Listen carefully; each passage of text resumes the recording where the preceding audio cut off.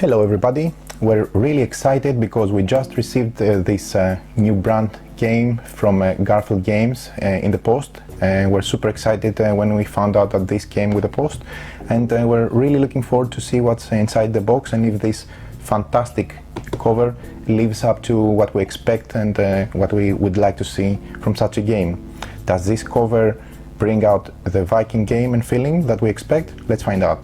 This is going to be a quick unboxing video. We will follow with another playthrough and how to play video of the game. We just want to show you before we start the size of the box, because it's something that needs to be said and noted.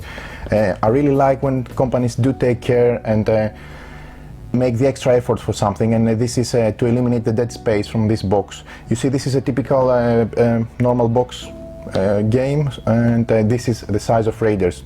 What Garfield Games have done is they have minimized the dead space and make it really compact and easy to carry with you. It's a quite heavy box. It's more or less what you would expect from a box, but just the size is small and easy to carry with you. So well done for this. Let's move forward and see what we find inside the box.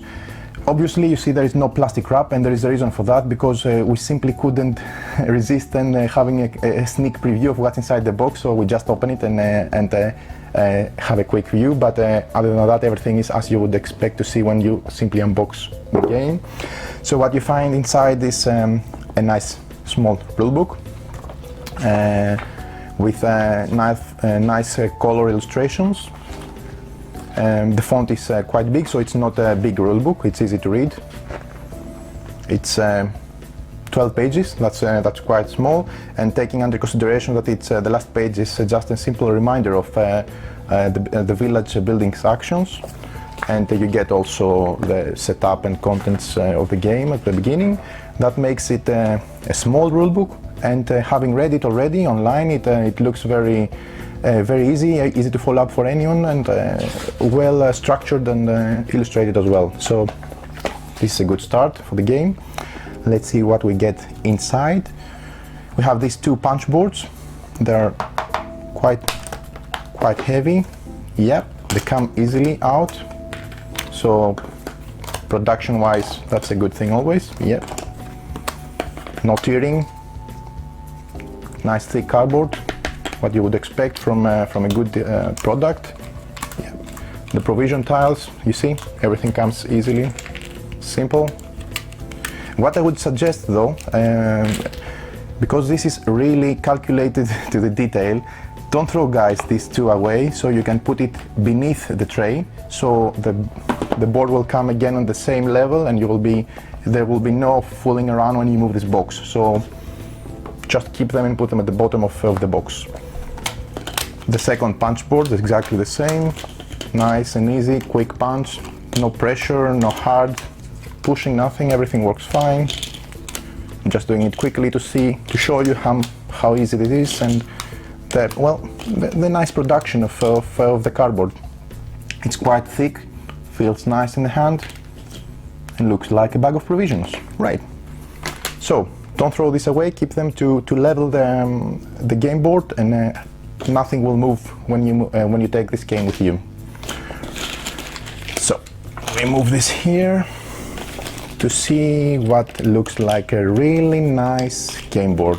I always welcome when I get you want to have a good game, but you also need to have good iconography and good illustration, and regardless that, I think this game represents such a good effort, and I'm really happy with the optical impression I get. This is a nice color illustration board. Basically, this is a vertical one, so you're going to have it like that. The cardboard, again, the board is quite thick, you see. Really good quality. A matte feeling to it, so it's no glaring or anything. You have quite a lot of light in here, so this looks nice, easily followed. So what we see is the main game board, basically depicting the village of the Vikings at the bottom, where you gather provisions and you prepare for the raids. This is the sea that you cross and go north, and then you raid all these monasteries, harbors and settlements and fortresses to get glory and to get to impress your chieftain, as the rulebook nicely introduces, and become live up to the Viking expectations. So we put this at the side for this moment and see what else inside the box. We have a baggie with different baggies inside. Let's have a quick look. These are all the resources of the game. Put it here. Oh gosh, I didn't know this game had metal coins. This is a good surprise, really. Okay, silica for hydroscopic. Then we get some baggies. This is also well welcomed. To dye, averaging dye, good quality. Yep, very nice. A bag. Even the bag is not a cheap one, is a good one, good for this. The tray, you see, has a place for everything. It has a place for your cards, but again, as we discussed before, I suppose you can, let's do it now, put that beneath, and then you have everything at the same level. And when you take it with you, everything stays where it should stay. Right, this is the back of the box. A nice Viking figure, very nice illustration. Let me say that the graphic design is, the illustration is from Mihaldo Dimitrescu, if I'm pronouncing this right. This is a really nice illustration. Actually, to be honest, I initially didn't know Garfield games, and I was drawn to the Viking theme from this detailed and very nicely depicted Vikings and the theme that emerges from the good illustration. And surprisingly enough, reading throughout the rulebook, the rest of the game was quite good as well, so it's a good match, I think. So let's see what we got in the baggies. So what we got in the baggies are all the provisions. You see, let me zoom for you a bit so you can see better.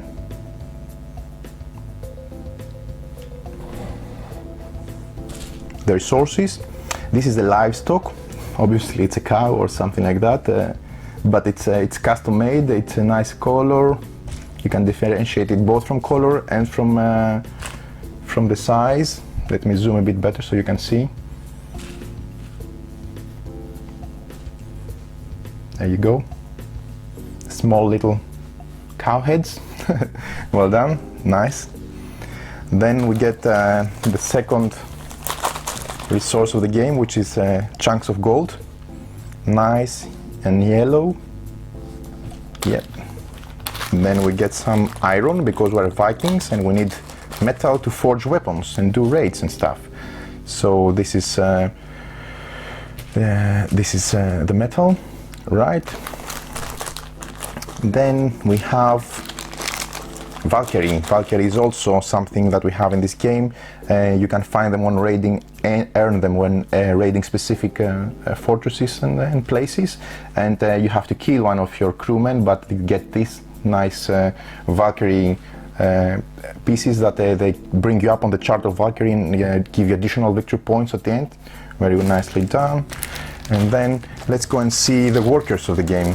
This game has let me zoom out a bit out for you so you can get a better look. Yeah.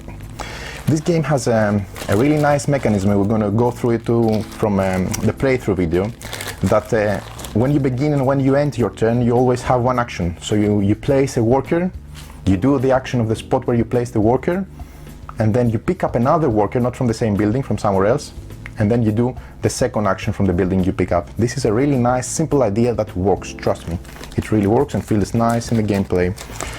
So, we see the different color of the different workers. We have 3 workers, the white ones, the gray ones, and the black ones. These are not in the player colors, these are universal, and people, depending on which one they place and which one they pick, when they finish their turn, they do these different actions. There are some buildings that require specific color workers, as you would imagine, and this adds a lot of strategy and variety in the game.